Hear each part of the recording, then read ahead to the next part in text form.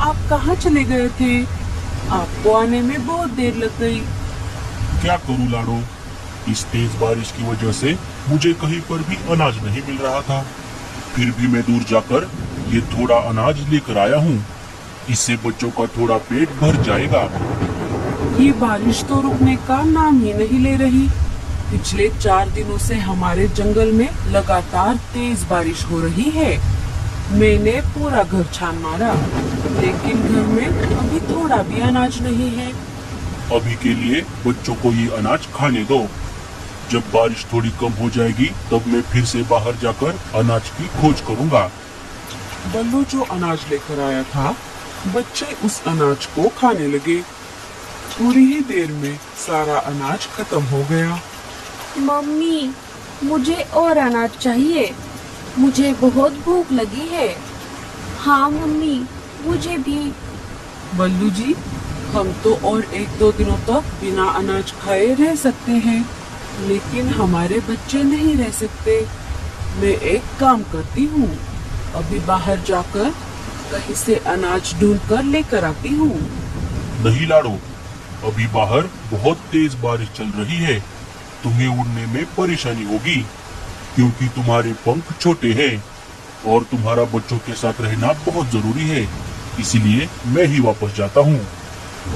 ठीक है बल्लू जी, लेकिन आप ज्यादा दूर मत जाना और घर वापस जल्दी आ जाना। मुझे और बच्चों को अकेले घर में डर लगता है।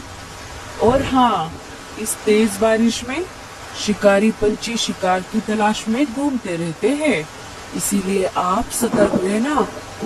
हाँ लाडो, मैं मेरा ध्यान रखूंगा।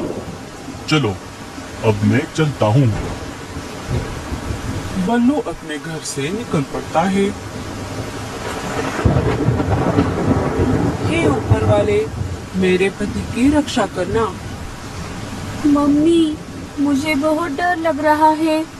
डरो मत बेटा, मैं हूँ ना तुम्हारे पास। मम्मी, मुझे बहुत भूख लगी है।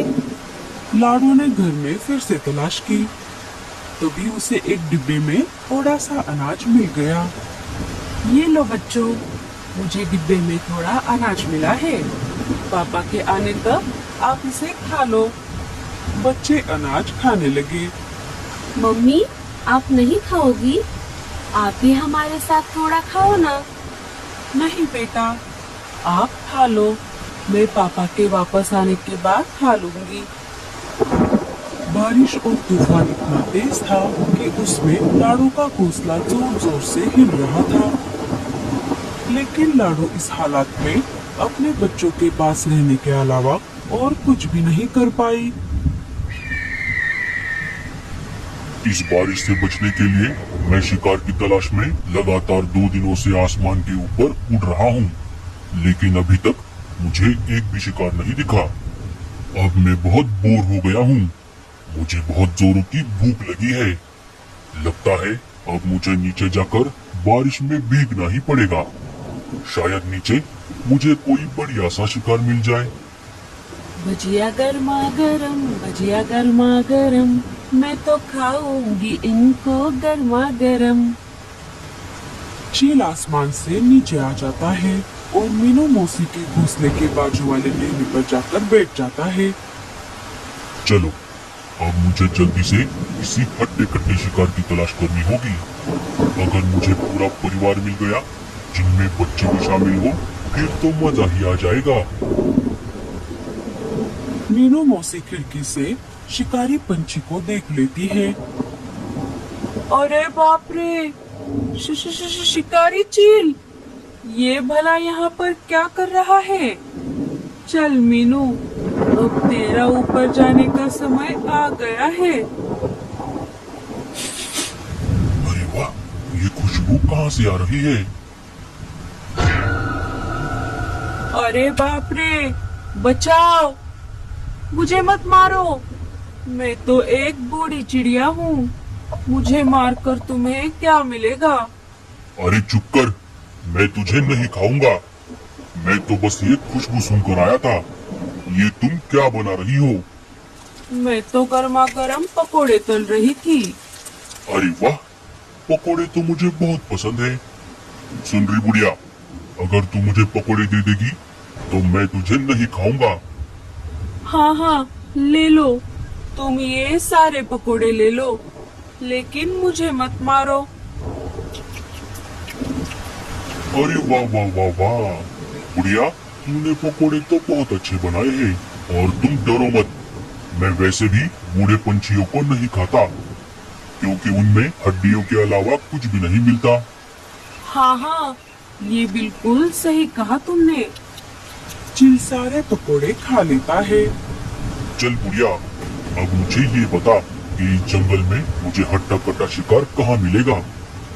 एक पूरा परिवार भी चलेगा, जिनमें बच्चे भी शामिल हो। अरे चिल भाई, मुझे भला शिकार के बारे में क्या पता होगा, मैं तो ज्यादातर घर में ही रहती हूँ। अगर तूने नहीं बताया तो मैं तुझे अभी खा जाऊंगा। अरे नहीं नहीं चिल भाई, मैं तो मजाक कर रही थी। आप एक काम करो, यहाँ से सीधा आगे जाते ही आपको एक आम का पेड़ दिखेगा।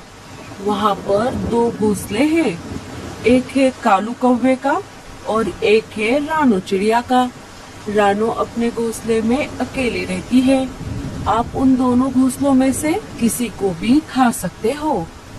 छे, मैं कौवे का शिकार नहीं करता और उस अकेली चिड़िया को खाकर मेरा पेट नहीं भरेगा।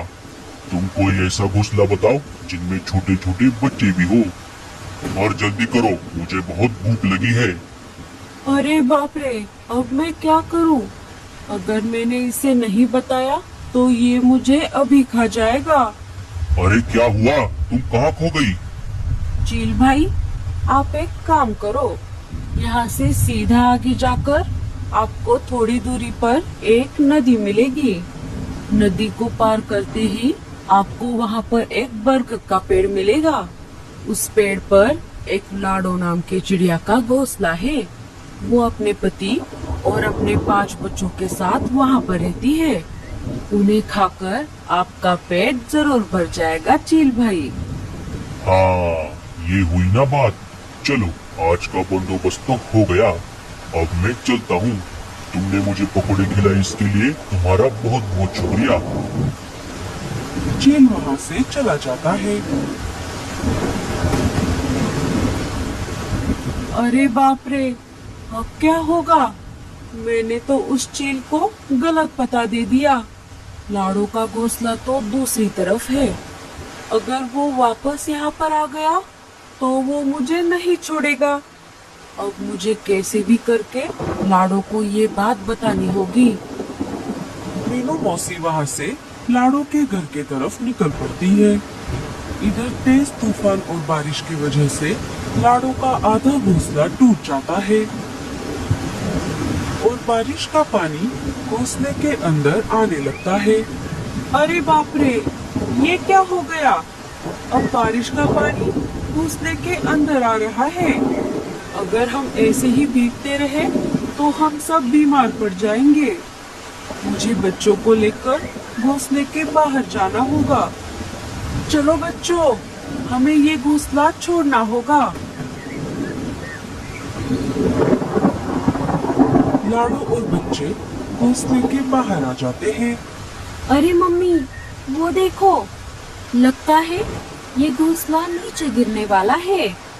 बच्चे के ऐसा कहते ही घोंसला धड़ाम से नीचे गिर जाता है। अच्छा हुआ मम्मी, हम सब समय रहते बाहर आ गए, नहीं तो हम भी घोंसले के साथ साथ नीचे गिर जाते। मम्मी, अब हम इस तेज तूफान और बारिश में कहाँ जाएंगे? बच्चों, आप सब मेरे पीछे पीछे आ जाओ। मुझे हमें रहने के लिए एक अच्छी और सुरक्षित जगह पता है। वो घोंसला एक पेड़ के तने में बना हुआ है। वहाँ पर शिकारी पंछी भी नहीं आ सकते। बच्चे और लाडो वहाँ से निकल पड़ते हैं।